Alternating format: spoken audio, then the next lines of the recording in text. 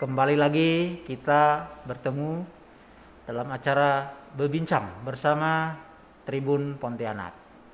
Nah, siang hari ini kita kedatangan tamu spesial yang bertepatan dengan momen ulang tahun ke-12 Tribun Pontianak.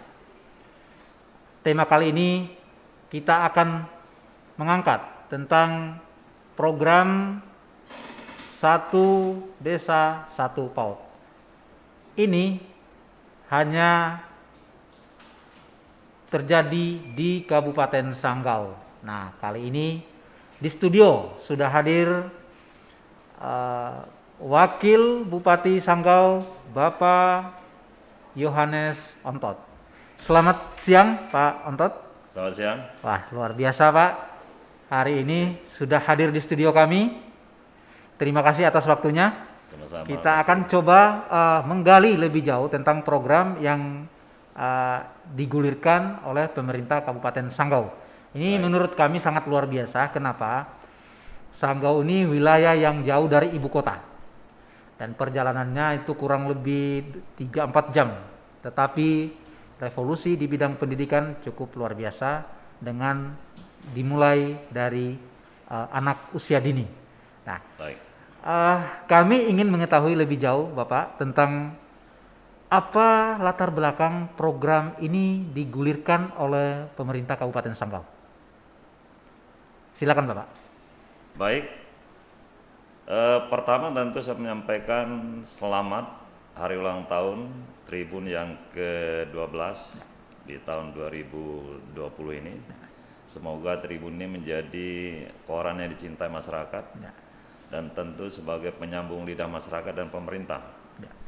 Harapan kita ke depan Tribun ini memang menjadi koran yang bisa sungguh-sungguh diharapkan pemerintah untuk menyebarluaskan informasi-informasi pembangunan dan juga menangkap aspirasi masyarakat sehingga tentu pada akhirnya kita bisa memformulasikannya dalam sebuah kebijakan.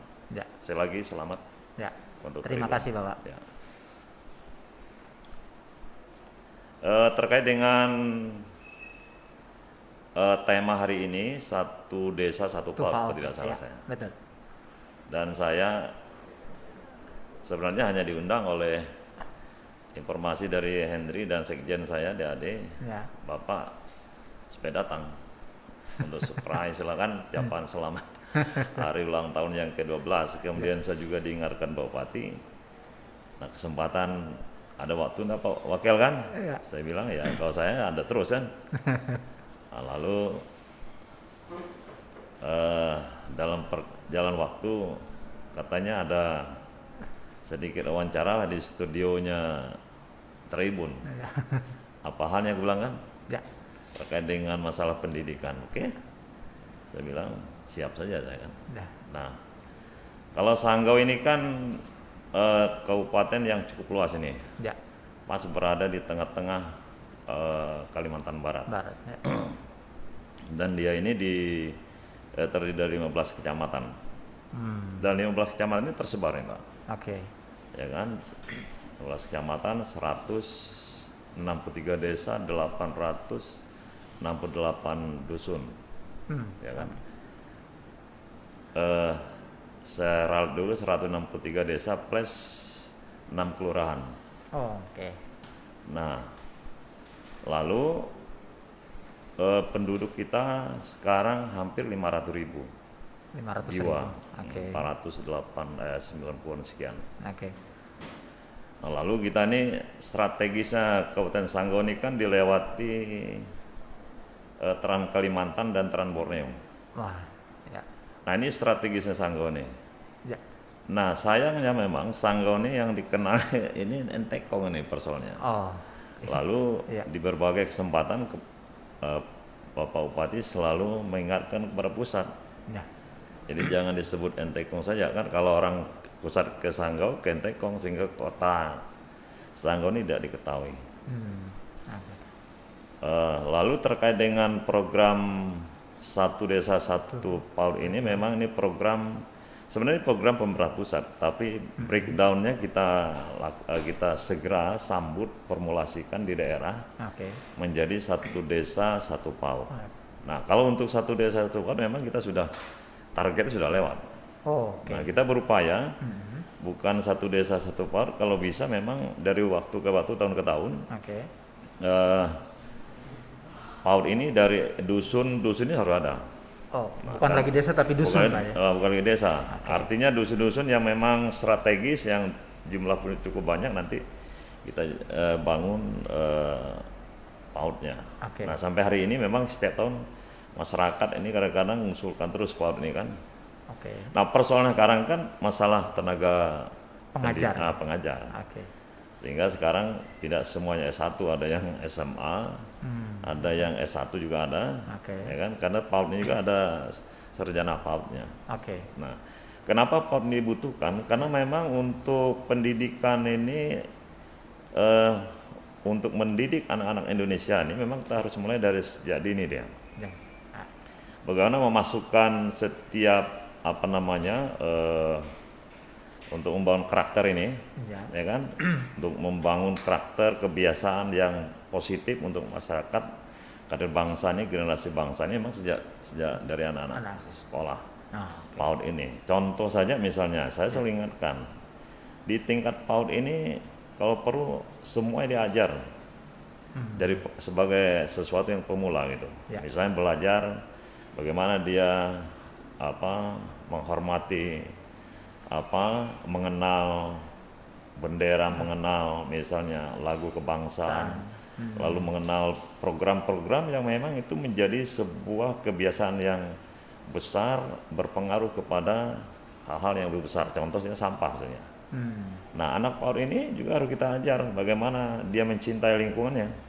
Oke. Nah, tentu di PAUD ini kita siapkan sampah, di mana dia harus membuang sampah, ya kan, di mana dia harus menjaga kebersihannya. Nah ini. Oke. Nah, jadi pendidikan karakter sejak dini harus ada di PAUD ini. Kalau karena itulah memang kita berharap benar dengan guru-guru ini juga harus guru yang kredibel. Nah, tapi kata orang untuk saat ini kan kalau tidak ada rotan akar pun kita pakai. Tapi paling tidak ada guidance-nya tuh untuk mereka bagaimana memberikan pelajaran kepada anak-anak usia dini ini sesuai dengan memang yang diinginkan oleh pemerintah. Nah, kita juga khawatir kalau di usia-usia PAUD ini mereka didik yang salah. Maka ketika radikalisme ini kita juga harus mengantisipasi ini. Jangan dia dididik justru dia lebih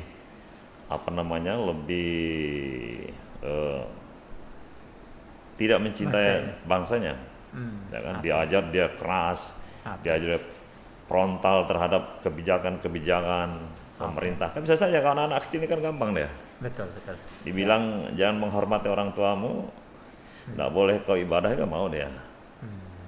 Nah, jadi semuanya harus kita bangun sejak dini di tingkat PAUD. Ya. Nah, tadi dari 160 desa. Ya, 163 tambah 6 kelurahan. Ya. Itu artinya sudah terbangun PAUD di situ atau masih ada beberapa atau sudah lengkap sih? Kalau desa kita semua sudah ada. Sudah ada. Wah, ini luar biasa. Tinggal tadi dusun-dusun itu, Pak? Ya, dusun-dusun. Oke. Itu sudah jalan juga?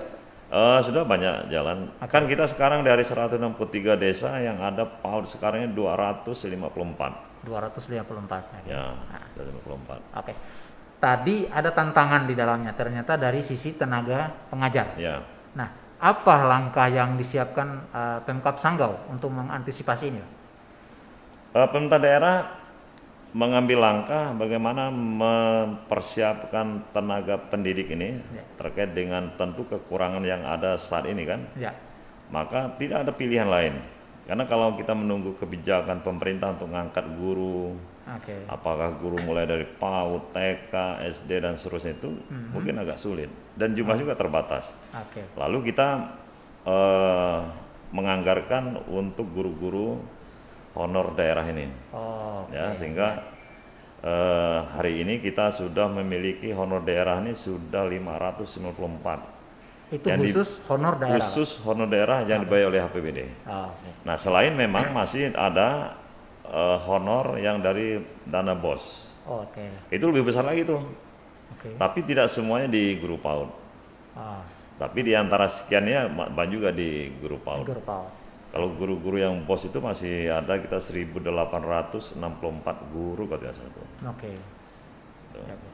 Wah, ini berarti dari sisi infrastruktur sudah jalan, lalu sekarang adalah SDM juga sudah oke. Ya. Ya, Pak ya. Nah, kita tahu kan daerah Sanggau ini daerah yang cukup luas juga, Pak Wakil Bupati. Nah, apakah ini akan menjadi kendala juga bagi guru-guru misalnya yang akan bertugas ke daerah yang jauh mungkin dari kota? Ya kalau kendala pasti ya, Ya. ya kan. Saya seingatkan dengan guru nih, saya dilahirkan dari Akademi Pemerintahan Dalam Negeri. Saya tidak mau saya tidak boleh nolak kalau saya tugas di kecamatan terpencil. Nah, Anda dilahirkan dari dari guru dan pasti dulu Anda tahu Anda akan ditugaskan di hutan-hutan.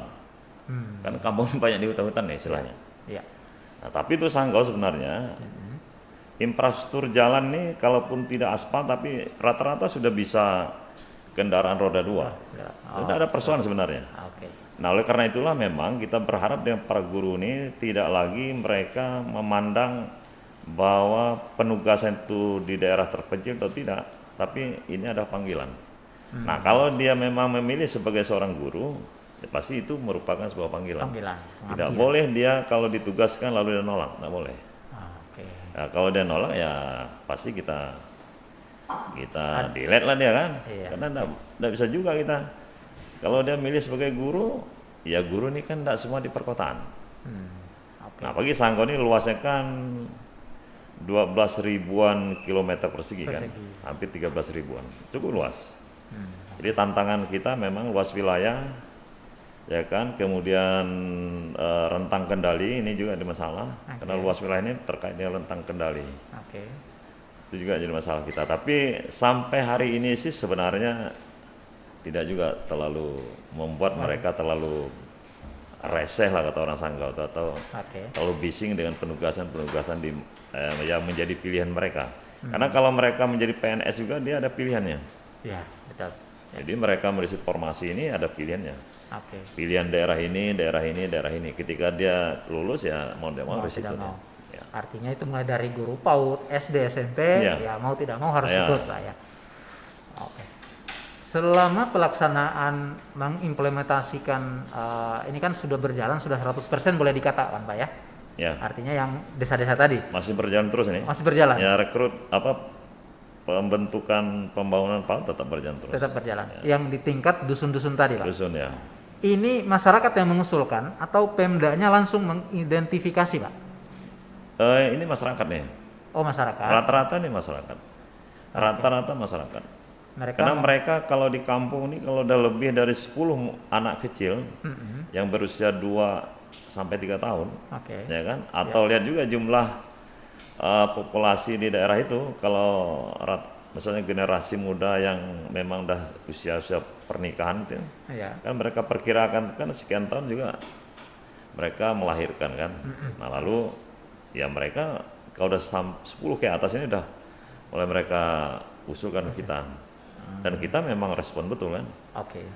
Respon betul untuk kita menganggarkannya. Karena PAUD ini kan tidak mutlak juga. Kalau dia ngusul lalu kita bangun gedung infrastrukturnya gedung kan. Kalau memang ada ruang misalnya di rumah tetangga yang luas, ya kan halamannya luas, bersih, silakan dulu. Oh itu boleh dimanfaatkan. Nah, cuma nanti mungkin pemerintah melengkapi peralatan bermain saja kan, kemudian yang lain-lain. Tapi tetap kita usulkan atau kita upayakan gedung juga harus ada.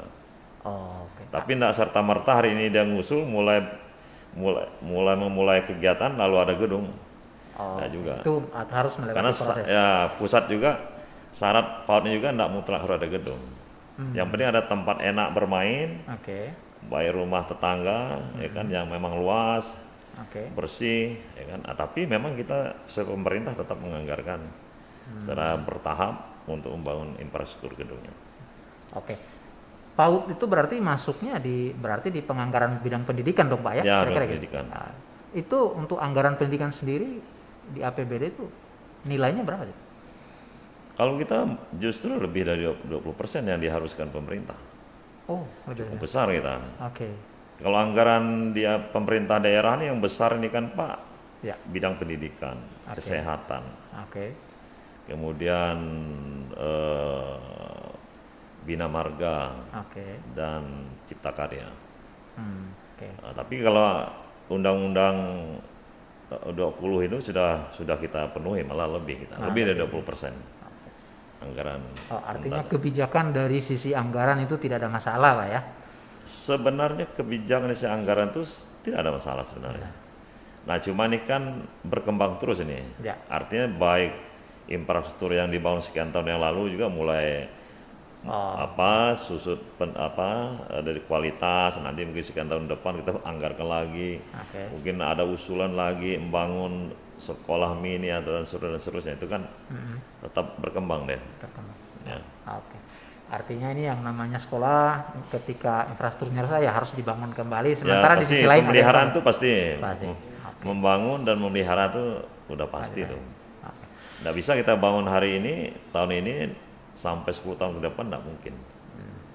Paling lama 5 tahun itu udah luar biasa lamanya. Harus ada rehab lagi. 3 sampai 4 itu sudah kita lihat Oke. perkembangannya.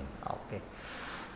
Tribuners, ini bincang-bincang tentang PAUD ini semakin seru. Nah, ini kita akan menggali lebih jauh lagi bagaimana kebijakan pengelolaan PAUD di Kabupaten Sanggau.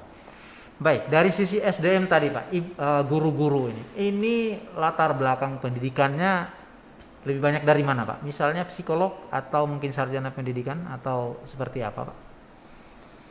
Kalau untuk tenaga pengajar sih masih bervariasi lah. Variasi lah ya. Oke. Ya kita berharap sih ke depan ini paling tidak pendidikan khusus dia.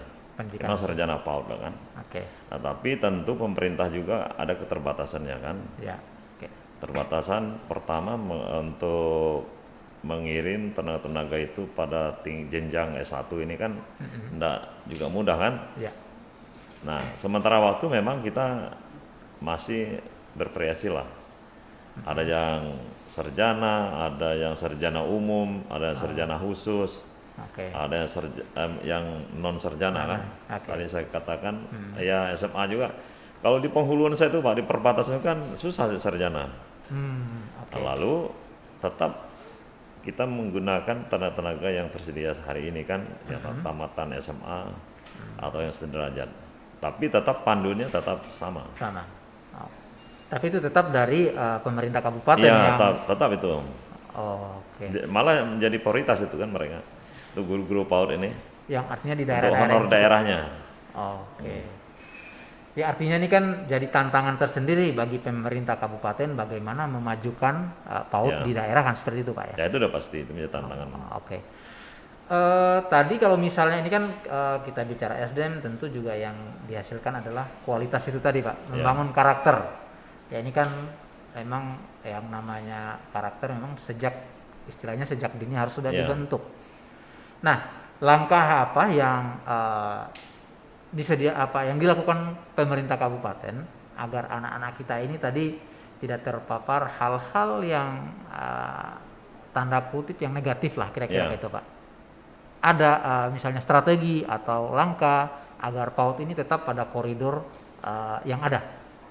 Ya. Baik, saya kira karakter ini kan kalau untuk anak usia dini ini kan tidak bisa kita harapkan 100% dari waktu mereka belajar di sekolah itu kan. Pasti kita melalui orang tuanya lah atau lingkungan. Oleh karena itu upaya pemerintah melalui dari berbagai sisi keagamaan, kerjasama dengan para alim ulama, dengan para pastor, pendeta kan. Nah, bagaimana mendorong ini kan pemahaman kepada orang tua ini di rumah juga harus memberikan pendidikan karakter yang benar kepada anak-anaknya. Ya, nah selain guru lah, tapi guru sudah jelas. Ya. dibekali dengan pendidikan juga, pendidikan karakter yang cukup, Ya. sehingga mereka bisa mentransferkan itu kepada anak didiknya. Hmm. Dan kekhawatiran kita memang radikalisme ini kan di anak-anak usia dini ini paling gampang. Ya, betul. Paling gampang untuk kita transferkan hal-hal yang buruk lah. Karena hal-hal buruk ini kan paling gampang ditirunya kan. Ya, betul. Kalau karena itulah kita berharap selain nanti dia di sekolah juga di rumah kan. Nah, orang tua juga kita berharap mendidik hal-hal yang positif lah. Oke. Terkait dengan bagaimana dia membina anak-anak itu menjadi sebuah generasi yang memang generasi yang bisa diharapkan untuk meneruskan estafet negara kita ini kan di masa-masa yang akan datang. Oke. Tribuners, baik, ini bincang-bincang ini semakin seru. Dan sebelum kita lanjut, kita ikuti dulu yang satu ini.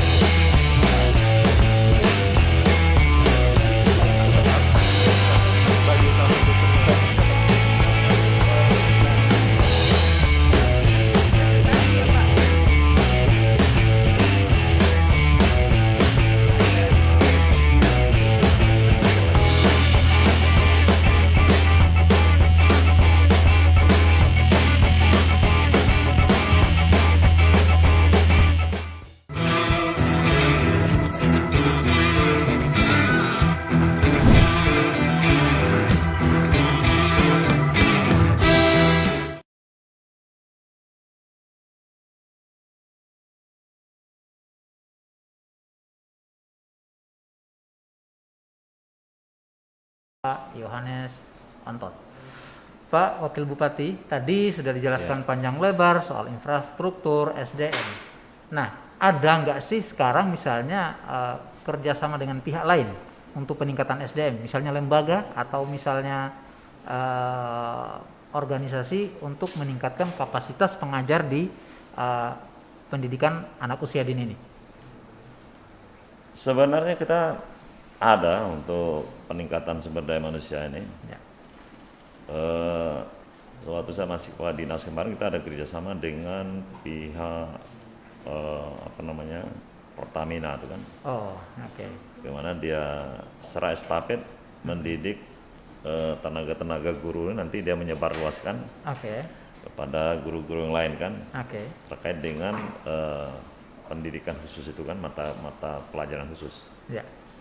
Dan sampai hari ini sebenarnya kita tetap menggunakan guru-guru yang ada lah, ya kan. Tapi kerjasama dengan pihak-pihak lain seperti pihak-pihak ketiga, misalnya pihak kooperasi, juga kita lakukan kan. Perusahaan-perusahaan yang ada di daerah, di kecamatan, ya kan. Nah, nanti kita berharap memang mereka juga bisa menugas belajar kan untuk sekolah di jenjang S1 atau D3. Nah itu kita kerjasama, termasuk nih aneka tambang tadi aneka tambang Pak Mias itu kan. Nah, sekarang banyak yang mereka sekolahkan di D3 ya, yang politeknik nih kan. Dan guru-guru juga dulu banyak kan satu. Oh, artinya dukungan stakeholder yang berada di Sanggau ini cukup luar biasa, Pak ya? Ya, sangat bagus. Ya kan? Ya, kita kerjasamanya sudah kita bangun Sebenarnya sejak lama. Cuma memang tidak semua juga merespon apa yang diinstruksi oleh kepala daerah kan. Ya. Nah, ada yang cepat, ada yang lambat Lambat. gitu. Oke. Nah, tapi kita berharap di masing-masing eh, wilayah ini perusahaan itu supaya juga memperhatikan bidang pendidikan ini, baik pada pendidikan anak usia dini Oke. maupun pada tingkat perguruan tinggi. Oke. Dan program Bapak Gubernur kan bagaimana membangun desa mandiri ini kan. Ya, betul. Nah, kita kerjasama betul dengan pihak ketiga, stakeholder yang ada di Kabupaten Sanggau. Datang. Ya kan, ya kemarinnya Kalimantan Barat hanya satu, sekarang udah luar biasa, udah di atas 200-an. Itu artinya memang di satu desa itu memang syaratnya harus ada itu tadi Pak ya, ada PAUD juga Pak ya. Ya, penting kita nanti memang kita berharap kepada para kooperasi, perusahaan yang ada di wilayah itu, di desa itu, kita membantu itu sehingga memang karena syarat desa mandiri juga salah satunya bidang pendidikan. Oh, oke. Ya. Kalau dia ada di situ, dia tidak mendukung program pemerintah kan percuma dia. Betul, ya, ya. Nah, padahal kalau kita hitung-hitung perusahaan ada di putaran dia nih, Ya. oh dia menjadi desa yang tertinggal ini kan luar biasa nih. Oke. Nah, padahal dia cukup kan, Ya. bisa membantu bidang penerangan, bisa ada supply lampu, air mungkin bisa dia bangun, pendidikan sudah bangun, kesehatan ya kan bisa dia bangun. Nanti pemerintah yang isi tenaganya kan. Ya. Nah, tapi kalau mereka apatis kan susah. Nah, selama ini sih kalau kita lihat sudah sebagian sudah bagus. Sudah bagus ya. Ya, artinya mendukung program-program pemerintah lah. Dari CSR mereka ini sudah berjalan lah kan untuk mendukung program-program pemerintah terkait dengan memang pendidikan anak usia dini ini. Dan ini Pemkab merasakan betul Pak ya, artinya dampak dari CSR lingkungan tadi. Ya, kita berharap memang CSR ini menjadi andalan pemerintah daerah lah. Oh, Ya kan? ya. Baik siapapun, infrastruktur jalan, jembatan, pendidikan, kesehatan, ya kan? Nah, Ini juga sebenarnya kalau CSR ini bermain atau bisa dimanfaatkan dengan baik oleh perusahaan, ya kan? ya. Tentu saya kira untuk Kabupaten Sanggau yang luar biasa itu, perusahaan yang ada di Kabupaten Sanggau, baik pertambangannya, perkebunannya, luar biasa tuh. Ya. Oh, ya. Nah, memang kita di setiap momen misalnya ada musrenbang des, musrenbang kecamatan, kabupaten, bahkan provinsi nasional malah. Ya. Kan kita undang mereka untuk menyengkronkan program-program masing-masing kooperasi ini melalui dana CSR itu seperti apa dia? Oh, Bidang pendidikan kah dia, bidang jalan kah, bidang jembatan kah, bidang kesehatan, bidang yang lain-lain. artinya itu disinkronkan. Jadi sinkronkan. Jadi kalau udah di daerah dia emang udah ada CSR-nya, bidang pendidikan kita alihkan lagi ke daerah yang kurang kan? Yang kurang. Oh, Alihkan. oke. Wah, ini luar Jadi biasa. bisa meringankan pendanaan dari si pemerintah daerah. Nah, Pak Wakil Bupati kan kita tahu sekarang kita lagi menghadapi salah satu pandemi COVID. Apakah ini Baik. juga akan mempengaruhi tadi proses-proses mengembangkan PAUD tadi di lapangan? Tentu dengan adanya pandemi virus corona atau COVID-19 ini tentu berpengaruh dari semua tingkatan satuan pendidikan. Ya. Baik satuan pendidikan di tingkat usia dini sampai kepada tingkat SMA kan, kalaupun itu bukan kewenangan kita, tapi di wilayah kita kan. Ya. Nah, sekarang kan Pak Gubernur maunya kan kalau sudah pada zona hijau baru boleh beroperasi. Ya. Nah, itu pun harus dalam pengawasan. Oke. Nah, kalau Sanggau Pak Bupati masih belum mengizinkan untuk semua satuan itu bisa belajar di tatap muka. Tetap muka. Ya. Tapi rata-rata lewat virtual, ya kan? Oh, oke. Ya. Atau anak-anak TK saya lihat itu nanti gurunya ngirim lewat WA orang tuanya soal, Oke. nah, nanti mereka belajar dipoto dikirim kembali gitu. Oh, oke. Nah, memang lebih baik juga kan, Ya. lebih efektif dari sisi waktu dan juga mungkin biaya orang tuanya ngantar ke sekolah kan mungkin BBM-nya kan. Oke. Nah, masalah kita kan daerah pedalaman. Nah, itu. Nah, Itu pedalaman gimana, ini Pak? kan internet nggak ada. Nah ini juga di masalah. Nah, Oke. ya ini yang harus kita kaji hari ini kan Ya. oleh pemerintah daerah. Nah tapi bagaimanapun satuan ini kan harus berfungsi untuk tetap mengisi waktu belajar anak-anak ini kan. Ya. Nah tentu dengan cara mereka masing-masing lah. Kita tidak bisa juga memberikan apa macam kan muridnya kan hanya di lingkungan di kampung itu dia. Ya. Nah tentu mereka dengan cara mereka sendiri lah. Artinya tidak tatap muka, tapi mungkin nanti orang tuanya ke rumah atau guru ke rumah ngantar soal nanti kalau masalah kalau WA ini bermain ya, Ya. udah bisa dimainkan WA nih kan. Oke. Nah, kalaupun tidak mungkin tertulis atau apa macam mereka bisa nanti setelah selesai diantar itu. Kan kalau PAUD ini kan muridnya enggak ada gak ratusan, paling lah banyak kan 20. Satu PAUD itu Pak. Satu Ya? PAUD, Ya. kadang ada yang 10, ada yang 15, Ya. ya kan? Ya. Ada yang ya kurang dari 10 kalau yang itu kan. Ya. Nah, itu tadi tantangan yang itu Pak berarti cukup berat juga misalnya yang tidak ada jaringan. Nah, Ya itu jaringan akhirnya- internet ini udah salah kan. Oke. Nah apalagi dibarengi dengan kondisi COVID-19 ini kan. Ya. Ya. Nah tapi harapan kita mudah-mudahan tidak terlalu berlangsung lama lah Ya. COVID-nya sehingga penyelenggaraan apa namanya tatap muka untuk tingkat apa namanya satuan-satuan itu bisa segera berjalan seperti semula kan Ya. sedia kalanya. Oke. Tapi kan kita tahu Sanggau ini sebenarnya sudah 0 kasus Pak, nggak ada lagi Pak positif. Ya sebenarnya 0 kasus kita. Heeh. Nah cuma kan kita masih melihat juga perilaku masyarakat nih kan. Ya. Kalaupun 0 kasus tidak bisa kita bilang harus bebas ini kan. Karena ketika kita bunyikan gong ini new normal kemarin juga orang udah dianggap itu bebas. Ya, ya. Padahal new normal udah kita ingatkan, kita sosialisasikan, Ya. kita berperilaku baru tapi tetap menggunakan protokol kesehatan. Ini yang mungkin salah dimaknai itu Pak. Nah di sini salah dimaknai oleh masyarakat kita nih kan. Dia kira kalau new normal ini betul-betul normal baru sehingga kita seperti yang dulu lah, gitu loh. Ya, ya. Nah ini yang harus kita berikan pemahaman dari tempat ke tempat gitu kan. Oke. Misalnya di warung, ya kan di pasar. Oke. Nah, kita pakai toa kita jelaskan. Malah sekarang di lampu-lampu merah kita buat juga tuh. Oh. Jadi jarak antara motor pengendara satu dan pengendara lainnya kita buat juga. Oke. Nah, dalam rangka kita mengantisipasi COVID-19 ini. Oke. Kalau di tingkat satuan pendidikan sendiri, misalnya guru-guru SMP, guru-guru SD, itu sekarang sudah mulai beraktivitas atau sudah? Iya, secara parsial mereka ya, mungkin kegiatan masing-masing guru di sekolah gantian.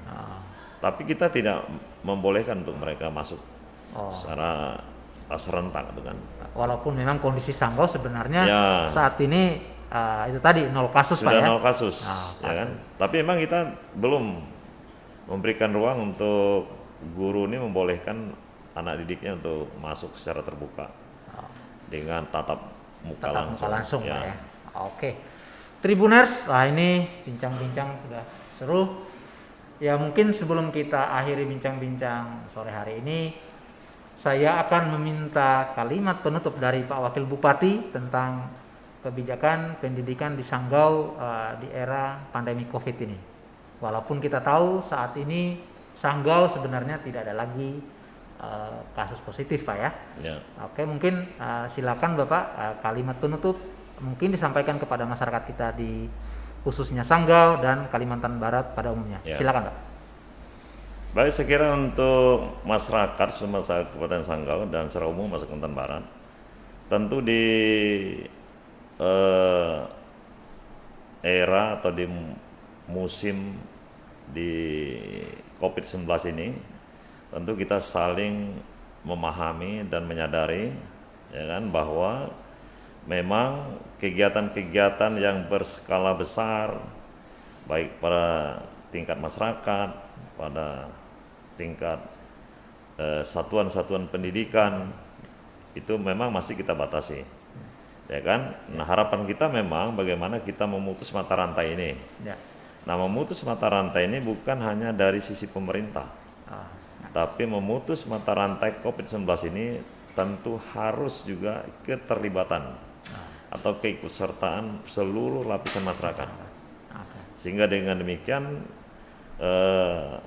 COVID-19 ini bisa kita hilangkan atau kita putus mata rantainya di daerah kita masing-masing, tentu Sanggau secara khusus dan juga Kalimantan Barat bahkan Indonesia.